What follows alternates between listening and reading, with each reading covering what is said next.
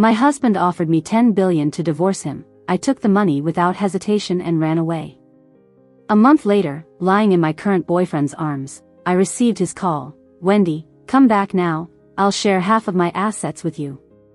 I heard him and chuckled disdainfully. Who cares about your money? My husband earns more in a day than you do in a year. When I found out Ken's crush had returned to the country, I sat up in bed startled, my eyes narrowing at the phone. I've been waiting so long for this day.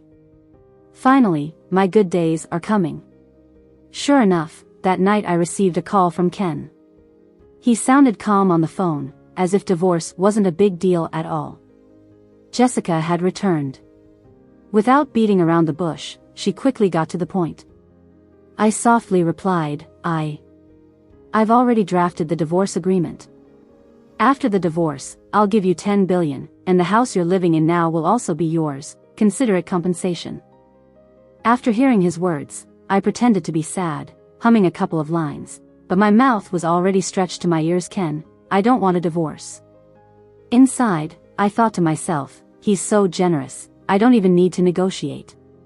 After saying that, I sniffed a couple of times, pretending to be very upset. Have you forgotten our premarital agreement? His voice sounded a bit impatient, and I rolled my eyes fiercely. I'm sorry, Ken, I understand. After getting my confirmation, Ken hung up.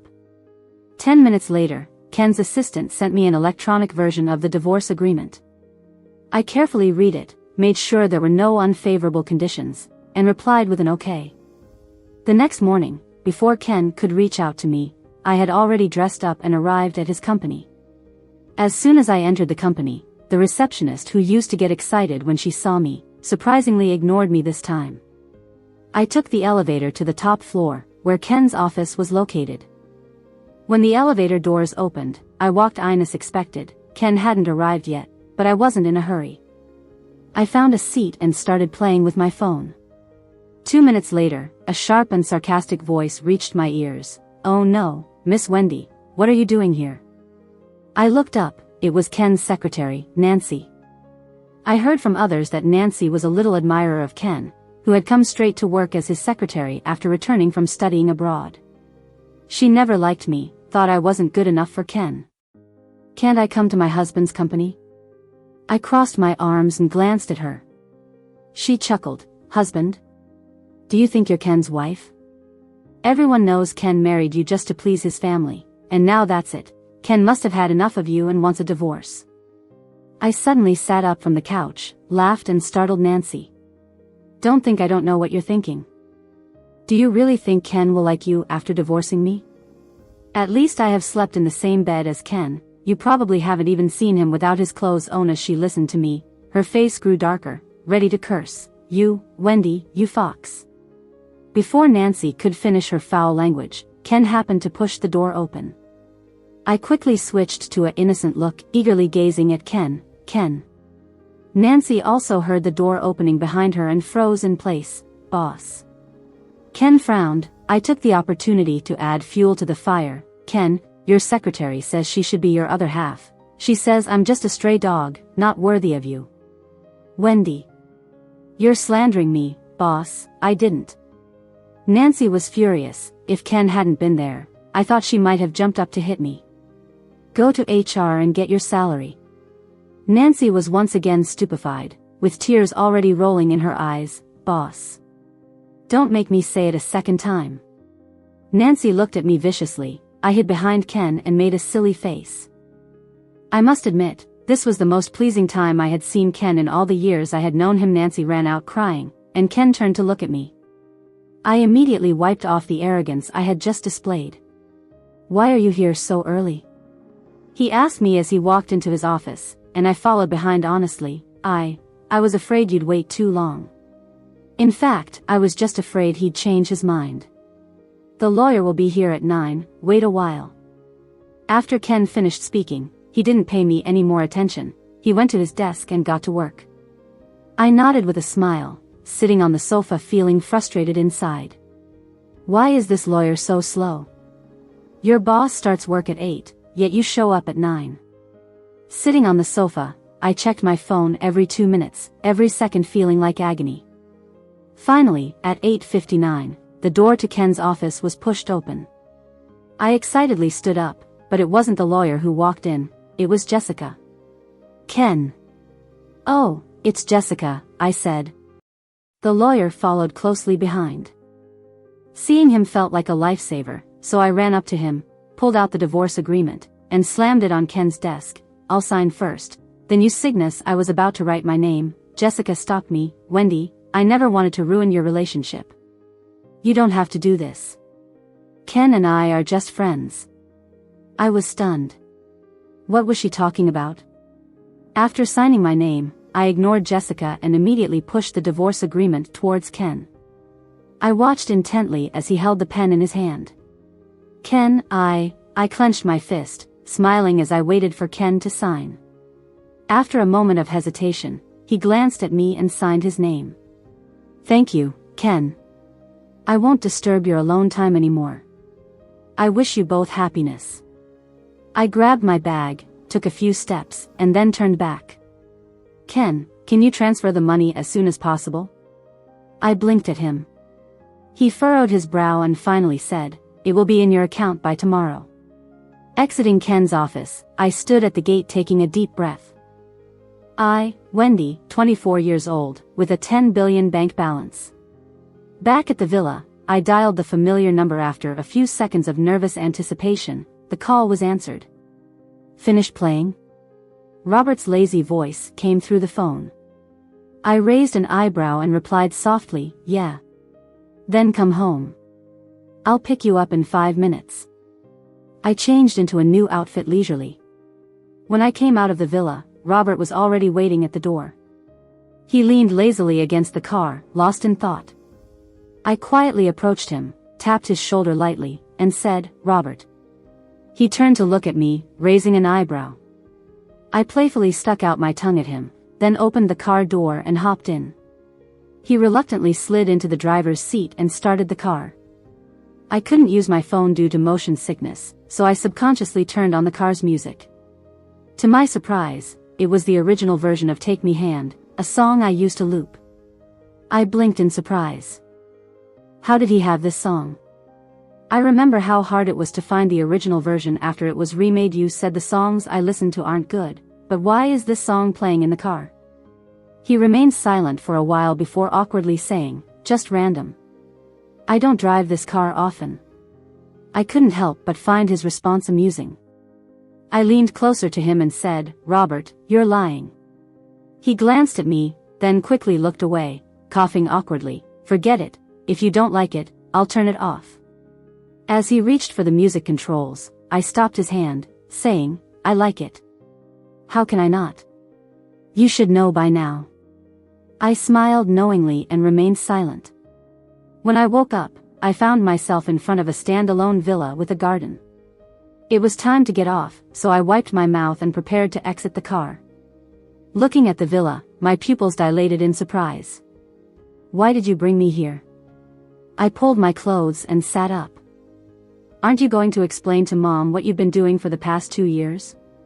Robert's tone was calm. I rolled my eyes disdainfully. "You and Mom know exactly what I've been up to."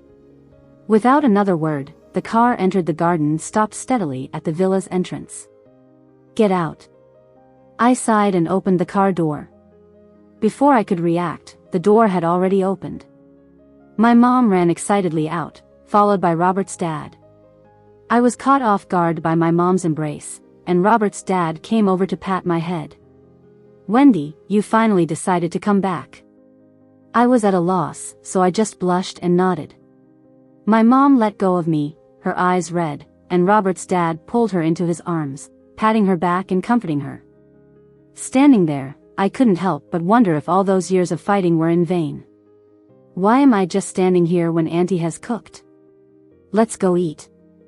Robert, who had parked the car, walked over to me with the keys. My mom nodded repeatedly and was led away by Robert's dad. I tugged on Robert's sleeve, hesitated for a moment, and finally asked the question that had been bothering me for so long. "Robert, are you really okay with my mom marrying your dad?" He chuckled and looked down at me, saying, "Wendy, it seems like you're the only one who has had a problem with this marriage from the beginning." Suddenly, my mind drifted back to 2 years ago. Robert, who had been my boyfriend for 4 years, was suddenly taken away from me 2 years ago. One day, my mom told me out of the blue that she was getting married. Before I could ask who she was marrying, Robert's dad appeared in my less than 10 square meter room. He came up to me, pulled out a document, and I couldn't believe my eyes, almost passing out from shock. Robert's dad and my mom got married. And it was him pursuing my mom, relentlessly, for as long as Robert and I had been together. My mom apologized to me with a guilty look, but I pushed them both out of the house in a fit of madness that night. My mom sat by my bedside with red eyes, trying to console me all night, telling me everything about her and Robert's dad. I didn't sleep a wink all night, and it wasn't until the early morning hours that I, with red eyes, muttered, "Let me cool off." And then I ran off to New York alone. "Stop dawdling, let's go eat." My thoughts were interrupted as Robert lightly tapped my head. Coming to my senses, I followed his lead. At the dinner table, none of us said a word. Finally, it was Robert's dad who spoke first. "Wendy, there's a company party in 2 days. You and Robert should go and have some fun." I immediately nodded with a mouthful of pasta. Robert chuckled and teased, "Why don't you bring your mom along?" Robert's dad gave him a stern look and said, "Your mom and I are going on vacation in Hawaii tomorrow, no time." I stared in amazement at their conversation, unable to swallow the pasta in my mouth after chewing on it for a while. Their happy family of 3 seemed like a slap in the face to the me from 2 years ago, no doubt throwing in a couple of jibes at me. In a standby mode, I aimlessly got through the next 2 days and was dragged by Robert to the party. I thought it would just be like the previous parties Ken took me to, boring small talk and flattery. I wanted to follow Robert in a dull manner, but the appearance of a familiar figure completely snapped me out of my stupor. "I'm sorry, Robert, it was not intentional." A familiar voice sounded, and when I came to my senses, Robert's gray suit was already stained red. The woman who spilled the wine immediately started rubbing his chest with her hands, muttering continuously, "Sorry, Robert, let me wipe it clean for you." I looked down and saw the woman's face, and the next moment my right hand uncontrollably pushed her to the ground. "It was Jessica again, Wendy?" The woman sat on the ground, staring at me in disbelief, and I was also taken aback. "If Jessica is here, then is that Ken?" "Jessica, what's wrong?" Sure enough, Ken arrived in a hurry and helped Jessica up from the ground. After checking that she wasn't hurt, he looked up. The moment he saw me, he furrowed his brows instantly. "Wendy? What are you doing here?" I was startled by his question and involuntarily glanced at Robert. He raised an eyebrow and then pulled me into his arms. "Ken, let me introduce you. This is my girlfriend, Wendy." The faint scent of gardenias appeared in the air around Robert, and being held by him gave me a sudden boost of confidence.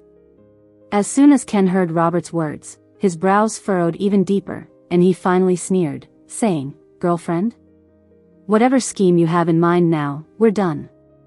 Don't you lay a hand on Jessica." Upon hearing Ken's words, I laughed. "Ken, have you gone crazy? It was your little girlfriend who spilled wine on me." I paused, looked at Robert, locked eyes for a moment, and continued, "And I'm going to help him clean it up." When Jessica, shielded by Ken, heard this, tears immediately welled up in her eyes as she explained sadly, "I really accidentally spilled wine on Robert and just wanted to help clean it up. I didn't mean to do it.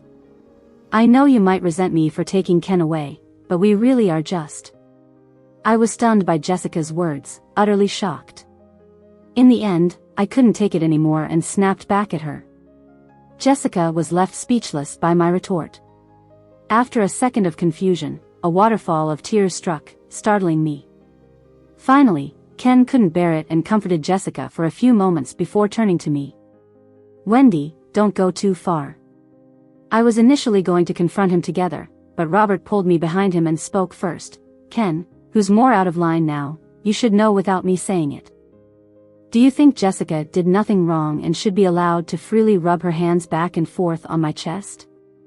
Listening to Robert, I secretly felt delighted that he was so good at arguing and didn't let me lose at all. Ken's face turned pale, and he stammered for a long time before squeezing out a sentence. "Even if it's Jessica's fault, she should apologize to Jessica." Robert snorted coldly. She shouldn't have pushed, should have slapped her and asked, why would she still come over when she saw someone by my side? Is Jessica really blind or pretending to be blind? I was behind Robert, my mouth already stretched to my ears. Ken might have realized he was in the wrong, so he didn't continue speaking, just took Jessica's hand and turned to leave. Seeing this, I couldn't let them leave just like that, so I stood up and shouted, Ken, keep an eye on your girlfriend, make sure she doesn't stick to someone else. Ken stopped in response, turned around, and gave me a cold stare. Startled, I quickly hid behind Robert again even though someone had my back. Who knows if Ken, if he really got mad, would come and kick me. Robert wasn't afraid at all, meeting his gaze. I saw Ken's lips tremble several times, but in the end, he didn't say a word. After Ken left, the crowd dispersing from the scene. A few flamboyantly dressed girls approached, batting their eyelashes and getting close to me. You must be Robert's sister, right? We haven't seen you before, and now that we have, you're even more beautiful than the rumors say. The girl in the purple fishtail dress was the first to speak. She came closer to me and naturally took my hand in hers. Frowning, I remembered that when I had just entered with Robert, her eyes were the whitest. I ignored her, tugged at Robert's sleeve, gesturing with my eyes. Catching on, he pushed aside the girls who had surrounded me. Sorry, Wendy is not used to this kind of occasion, so I'll take her away first. With that, he took my hand and led me away from the onlookers' gaze as we sat in the car. I was so excited I couldn't help but stomp my feet. Robert looked at me helplessly. Are you happy now? I covered my mouth, nodding vigorously. Once back home, I kicked off my 8 centimeters heels and collapsed on the bed like mud, falling asleep instantly. In a daze, I heard Robert call my name. I grumbled in response before closing my eyes again. Then, I saw Robert carrying a basin of warm water and the next moment, a warm towel enveloping my face. I luxuriated in rubbing my face against the towel, listening to his somewhat aggrieved voice. To think that even in your second marriage, you could find such a good man like me, you're really lucky. The next morning, the tight evening gown had been replaced with an unfamiliar pink pajama. I rubbed my eyes, planning to check the time on my phone. But instead of the time, I saw a jaw-dropping hot search topic, Wendy's seamless transition to her brother after divorce. I clicked on the report, confirmed that the Wendy mentioned was me, and pinched my thigh hard a couple of times. What was this nonsense? Were they deliberately trying to mess with me? Scrolling down further, the comments were all full of criticism. I chuckled in exasperation, carefully reading the report, finding it completely off base. Sighing, I guessed that Robert must have already known about this, so I set down my phone, got up, and got ready for the day. 10 minutes later, sitting downstairs having breakfast, my phone kept buzzing incessantly.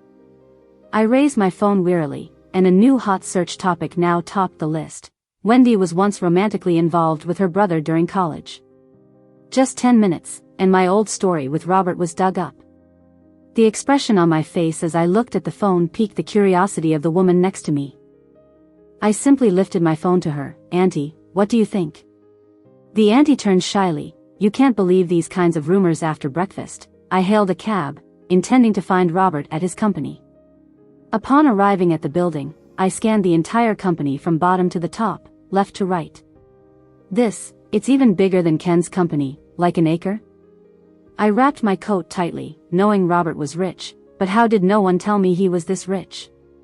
Entering the company, the receptionist noticed my searching gaze and immediately walked over with a welcoming smile. Who are you looking for? Seeing her, I embarrassedly said, Hi, is Robert upstairs right now? Hearing Robert's name, her smile deepened. Who are you? Could you please tell me your name so I can call Robert to inquire? I listened dumbfoundedly to her words, and after I said my name, I felt for the first time the real difference between people. When I was first married to Ken, the first time I went to his company to find him, I was stopped at the door by the receptionist upon learning that I was there to see Ken. She rolled her eyes almost into the heavens, mumbling non-stop about having seen many women like me, that if I wanted to hook up with them, Ken would have to wait until his next life. In the end, I made more than 10 calls to Ken before he hurried downstairs to escort me upstairs. Robert is expecting you. You can take the special elevator on the right and just go in, and I'll help you operate it. I nodded in thanks and jogged into the elevator, marveling at its size, big enough to fit a bed. Arriving at Robert's office, I was completely impressed. Finally, I got the feeling of overlooking the entire city. After a couple of coughs from Robert, I snapped back to reality. He gestured towards the computer screen, signaling me to come over. I obediently ran to his side, and a familiar face appeared on the large computer screen. He opened a video, and the computer played the orchestrated crying of a woman. "I am Mr. Ken's secretary. I experienced the most brutal bullying in my life a couple of days ago." It was from Ken's ex-wife, Miss Wendy. I made a statement that she didn't like, and she humiliated me in every possible way, even ordering Ken to fire me, or else she wouldn't agree to divorce him. Everyone knew that Ken and Wendy's marriage was a joke. I opened my mouth several times to speak, but the absurdity in the video's content silenced me. Robert, watching my reaction, chuckled and bent over slightly. I gritted my teeth and punched him. "You're still laughing. How can you just watch your sister being smeared like this?" He looked up, trying to suppress his laughter. "Do you know her? Do you know how this rumor came about?" I pondered for a while and then affirmed, "This woman is Nancy, Ken's former secretary. But I'm sure she didn't do this. She wouldn't spread rumors even if you gave her 100 chances. Plus, she wouldn't make it trending." Robert patted my head and chuckled indulgently. "Pretty clever." I looked at him and asked, "Have you found out the truth?" Robert took a couple of steps forward, ignoring my question. I grinned mischievously, knowing he must have already known everything. I approached him, grabbed his arm, and coquettishly urged him, "If you already know, aren't you going to help your little darling? Can you bear seeing her being defamed by these villains?" Once again, Robert was amused by my antics. He sat in front of the computer and switched to another page. Several chat records appeared on the screen, showing a conversation between a user named Little White Rabbit and DS Entertainment. "Just post it like this, I have edited it. Miss Jessica, are you sure this information is real and valid? What if it's not? This is the real deal. Do you think the information I gave you is fake?" No, Miss Jessica, it's just that this time we're involving Robert. You know our small workshop can't afford to mess with these big shots. What are you afraid of? This is a genuine piece of news. What can they do to counter it? Besides, it's not like she's the only one with connections. Haven't you forgotten the people behind me? Stop babbling. Get it done and I'll give you an extra 100 grand. I knew it was that woman Jessica. Saying that, my teeth almost itched with anger, imagining Jessica probably laughing about it somewhere. The situation escalated rapidly. Workplace bullying by Wendy quickly shot up to the top of the trending searches. Online users also dragged Jessica into the fray. They learned about Jessica's traumatic experience. I intercepted, running to her posts and sympathizing with her, feeling sorry she had been overshadowed by me for so many years, even though she seemed so in love with Ken. Just as I opened Jessica's blog, she updated, "Thank you for your concern, I'm fine. Ken and I are doing well now." Below was a photo of them holding hands. Immediately, her comments section flooded with sympathy. I was close to rolling my eyes to the heavens. Robert leaned over, glancing at my phone. I turned to ask him, "Guess what Jessica's next move will be?" Robert raised an eyebrow, probably aiming to take your place. Confused, I asked, "What position? Does she want to be your sister too?" Robert's expression darkened, and he turned away from me. Realizing I spoke out of turn, I lowered my head and glanced at my phone. After refreshing the page, the first thing that popped up was the statement issued by Robert's company. Further matters have been handed over to lawyers for handling. My eyes widened. When I checked back on the top trending news that accused me of spreading rumors, the publishing company had already deleted the article and issued an apology statement. In an instant, the tables had turned. Online users expressed feeling like they witnessed a world war in just a few minutes. Some more sober-minded people began urging everyone to stay calm. At that moment, Robert picked up his coat, saying, "Let's go, we might miss the fun." Robert drove fast. 10 minutes later, we arrived at the airport. As the boarding announcement sounded at the airport, Robert nonchalantly sat beside me. I was wondering what he was up to when a woman appeared in front of me. Nancy. When I saw her, my brain quickly deduced everything before Robert spoke. Who's gonna speak first? You or me? In a disdainful tone, Robert silenced Nancy with just a glance. She stuttered, "It's all Jessica. She suddenly approached me last night, asking me to record a video for her. I thought she would only show it to Ken, to make him feel sorry for her." I frowned, and then? She hesitated for a moment, glanced at Robert and said, "I was also confused.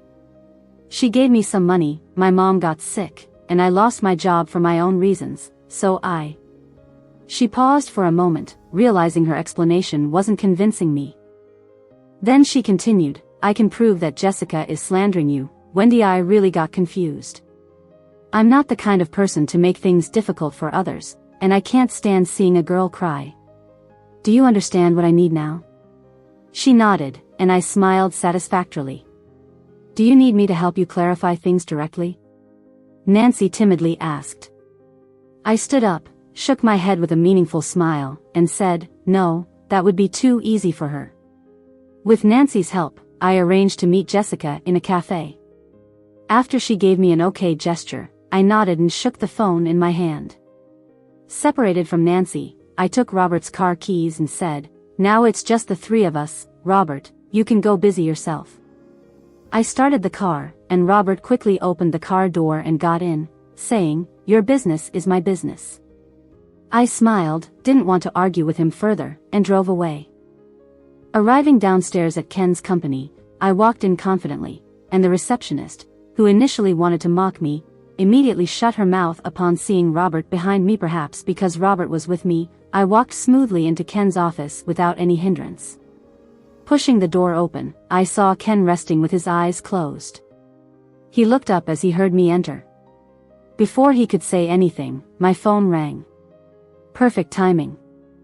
I answered the call and gestured silently to Ken to keep quiet if he wanted to know what his girlfriend had done.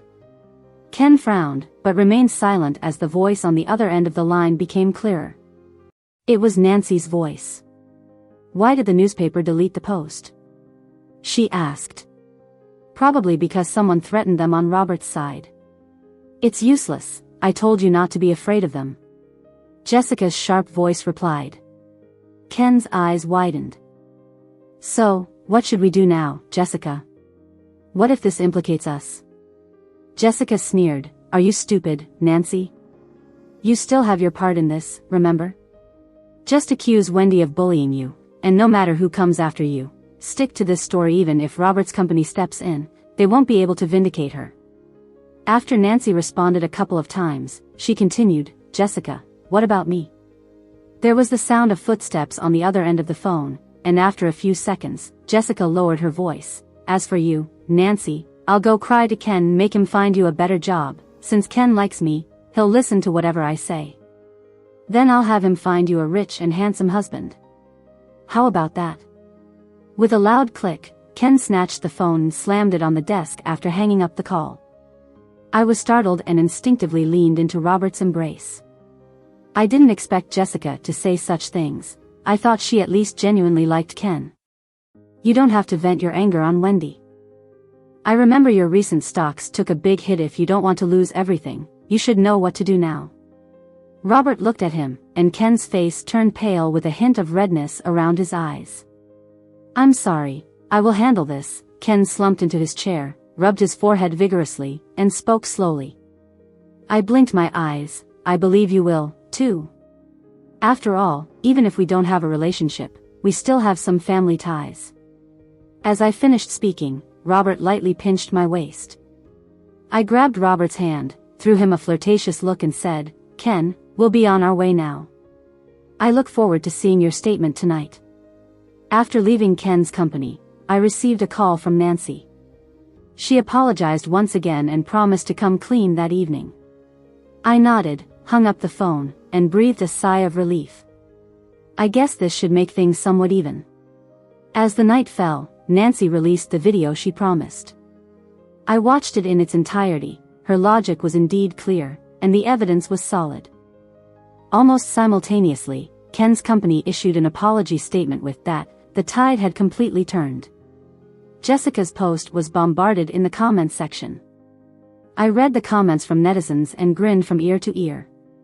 After scrolling for a while, a social media star suddenly revealed another bombshell. Jessica is the real master of deception. 2 years ago, she stole my then boyfriend, who happened to be a second-generation rich kid. A month ago, my ex-boyfriend's overseas company announced bankruptcy. I was convinced Jessica would find a new target. She single-handedly destroyed a marriage, spread rumors that the original wife was a homewrecker. It's just unbelievable. I was stunned in front of the screen. 2 hours later, more and more people who claimed to know Jessica started speaking out, all blaming her for her immoral actions. A strange call came in. I already knew who it was, but I still answered. "Wendy, how dare you treat me like this? How dare you?" I chuckled as she kept on angrily berating me, with the honking of car horns in the background creating a noisy environment. "Is this because you were kicked out by your beloved Ken?" She hesitated for a moment, then went on a mad rant. "It's all your fault. Everything should have been mine. Ken and Robert should have been mine. It's all your fault. You took everything away from me." I held the phone away from my ear slightly. Her voice was getting too loud. 2 minutes later, her voice gradually subsided, indicating she was tired of cursing. "So," I said harshly to the phone, "Jessica, nothing belongs to you. You have nothing to do with anything from start to finish. You're only here because you have some feelings for Ken. Without him, you're nothing. Can't you figure out your own worth? Still thinking Robert will like you? Maybe you should try to get the money back from Nancy and use it to fix your brain." Without giving her a chance to retort, I hung up the call. A few seconds later, the phone rang again. I impatiently picked up and saw it was my mom calling. I immediately stopped myself from saying anything as soon as I realized it was her on the line. My mom hesitated for a moment before continuing, "Wendy, just found out what happened today.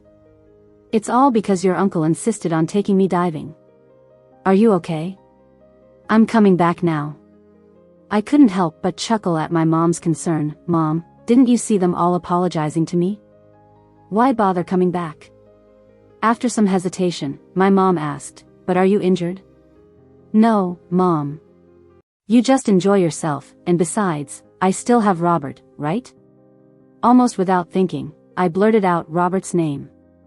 My mom nodded in understanding, gave me a long reminder and then hung up. The room returned to silence. I sat on the edge of the bed, memories of time spent with Robert involuntarily flooding my mind, including those indescribable moments. Blushing, I crawled under the covers. What am I thinking? He's like a brother now. How could I possibly fall for my brother? The door was pushed open, and there stood Robert, casually dressed in a bath towel. "We're not blood related, so why can't we be together?" he said, a warm feeling spreading through me just hearing his voice. The next day, after breakfast, I wandered aimlessly around the villa, occasionally checking my phone for Jessica's mocking comments. Eventually, I got bored, asked the housekeeper for a set of keys, and decided to go for a drive nearby. After half an hour of driving, I found myself parked outside the company building. I looked at my reflection in the mirror and whispered to myself, "How did you know I was thinking of Robert?" After parking the car, I walked into the company, where the receptionist greeted me with a smile. She pointed towards the lounge area, saying there was a girl waiting for me for a long time. I followed her finger and saw a familiar figure charging straight at me, shouting my name and holding a knife. My pupils dilated in shock, and I ran as fast as I could. The receptionist, sensing trouble, panicked and called the security. Jessica, brandishing the knife, ran swiftly. Since I had just gone out for a drive, I was wearing slippers, slipped, and fell heavily to the ground.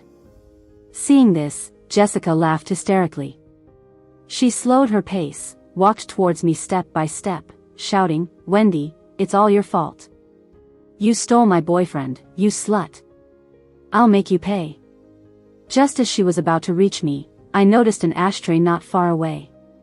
With a bang, I knocked Jessica unconscious, and the knife fell beside me. I breathed heavily, all emotions breaking loose at the sight of Robert rushing out of the elevator. I threw myself into his arms, tears flowing uncontrollably. The belated security guard, realizing the situation, called the police and dragged Jessica aside. Robert patted my back gently, assuring me it was over feeling utterly wronged. All the words I wanted to say got stuck in my throat. Finally, I blurted out something that even I found absurd. "Pick up that ashtray for me. I want to take it home as a keepsake." I heard from Jessica again a month later. She had gone insane, in the asylum. Meanwhile, I was discussing wedding plans with Robert. While choosing a wedding dress, I received a call. No one answered despite my repeated hellos. Annoyed, I was about to hang up thinking it was a prank call. Finally, a voice came from the other end. "Wendy, I miss you." Startled, when I confirmed it was Ken, I replied curiously, "And then?" With a teary tone, he continued, "If you're willing to give me another chance, I can split half of the company assets with you." I burst out laughing. I might have considered that in the past, but my husband earns more in a day than you do in a year. With that, I hung up and decisively blocked that number. Robert heard the conversation and pulled back the curtain mischievously. I winked at him. "Robert, if I marry you, can I have half of your company's assets?" Leaning against the wall, he chuckled. "I am yours, along with all the assets."